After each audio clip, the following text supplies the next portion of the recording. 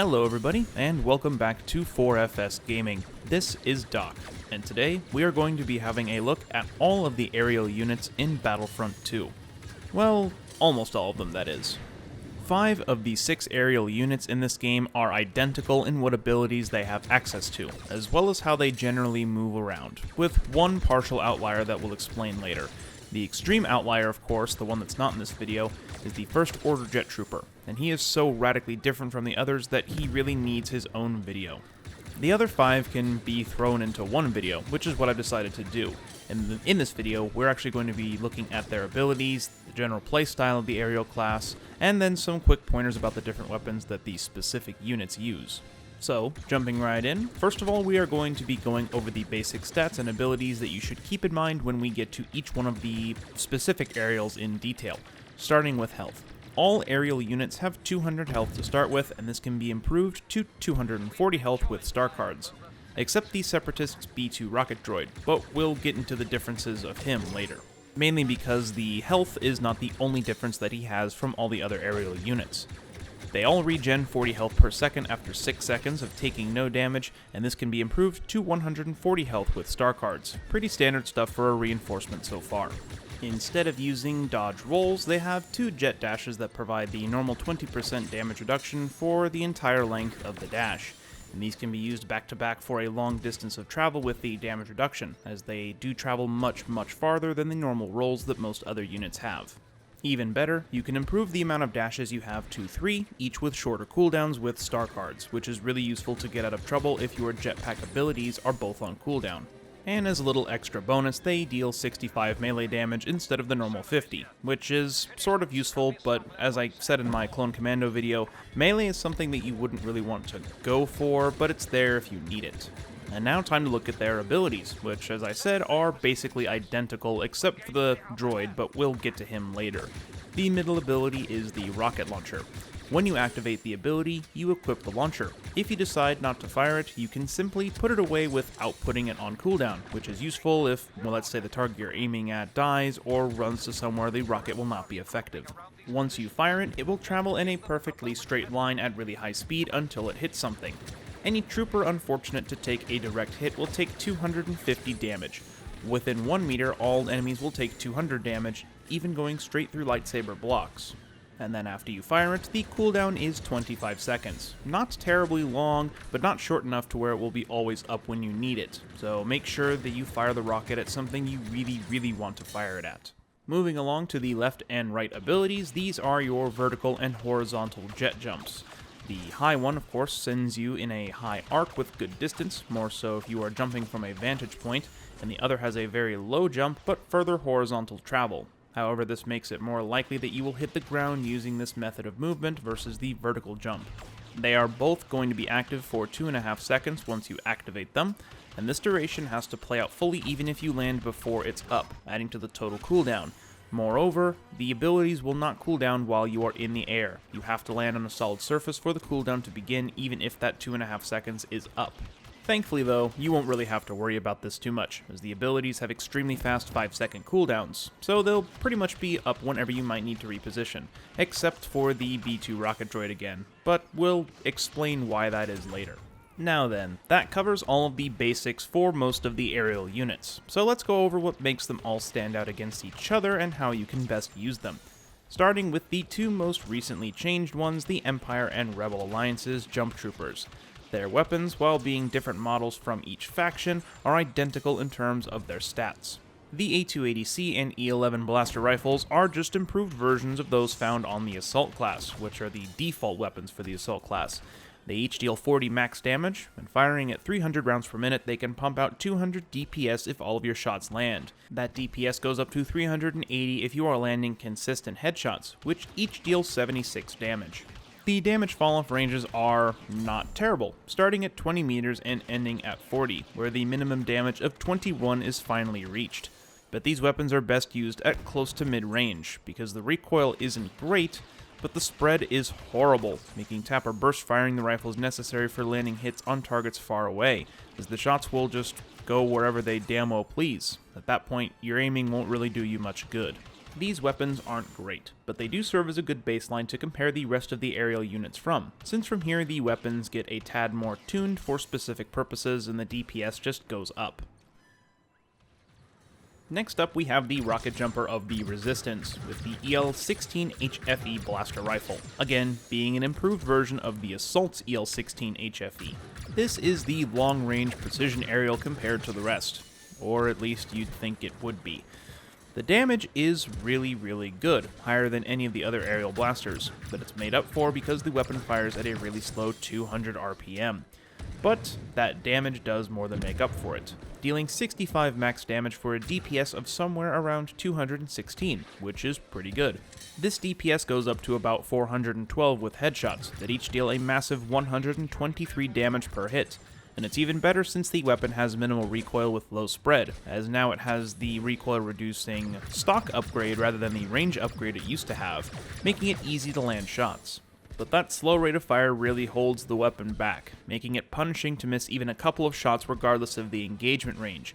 And even though the rifle seems to be built as a long-range precision weapon, the damage fall-off is the same as the 280C and E11, and the minimum damage of 39 really isn't that great for a long-range weapon. Mid-range combat is the place for the Resistance aerial to be, to benefit from the handling and max damage of the EL.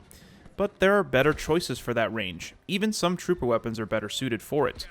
Overall, the Resistance has my least favorite aerial, and while they're not the weakest of them, they really need a little bit of love so that way they can have a more defined niche, especially compared up against the First Order Jet Trooper, which he'll get his own video like I said, but really, there's just no contest between the two. Next on our list is the CIS B2RP rocket droid. Now, as we said in the intro, he has some different stats from the other troopers, and here's what they are. The ability cooldowns are longer than all the other aerials. The wrist rocket has a 32-second cooldown compared to the 25 of all the other shoulder-mounted rocket launchers, which isn't terribly longer, but it is still a downside and definitely noticeable, especially considering the wrist rocket has the exact same damage stats as the normal aerial rocket launchers. And even worse still, its jetpack abilities have 9-second cooldowns, almost twice as long as the other aerial units.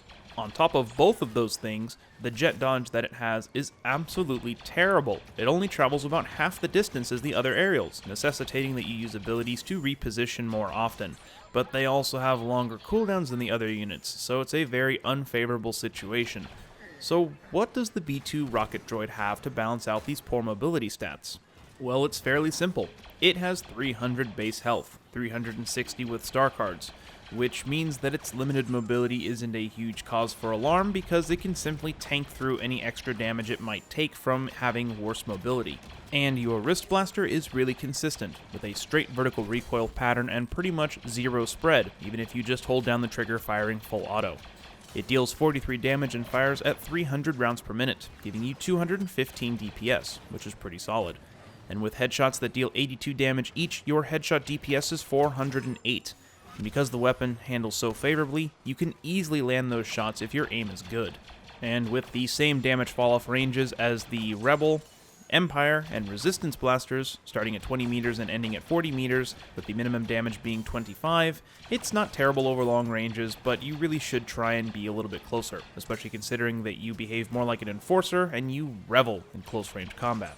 In fact, that's a good way of looking at the B2 rocket droid. It behaves more like an enforcer without an overload or a heal, and trades them in to have the jetpack abilities to be anywhere on a map in a hurry, as long as there's no ceiling above you, and you bring enforcer health and damage output to where it needs to be, because you have the same total health as the normal B2 Super Battle Droid Enforcer for the Separatists.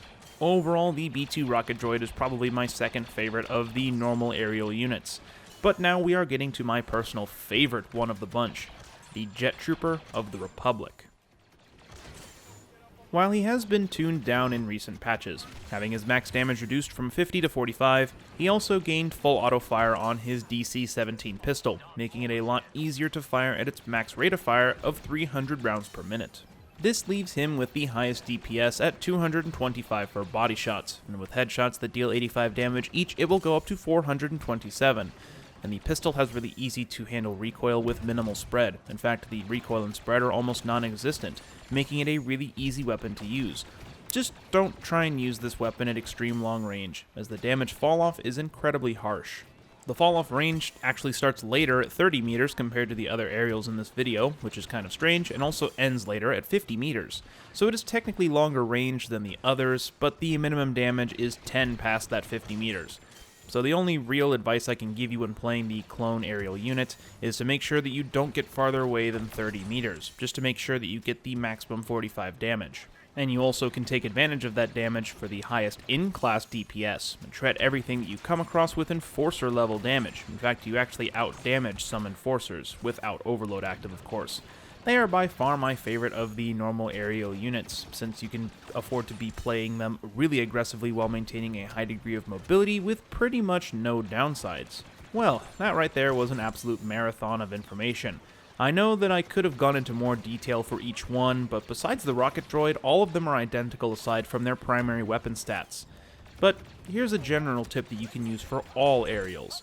They're best used on open maps to where you don't have to fear hitting a ceiling above you and roam the map freely, bringing some heavy firepower with you wherever you go.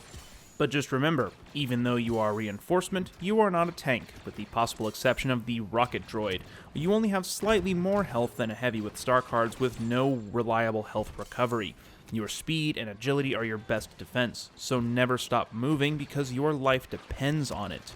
And all of the aerial units are good, but some just require a bit more practice and finesse than others. And you'll never really make a wrong choice picking an aerial unit.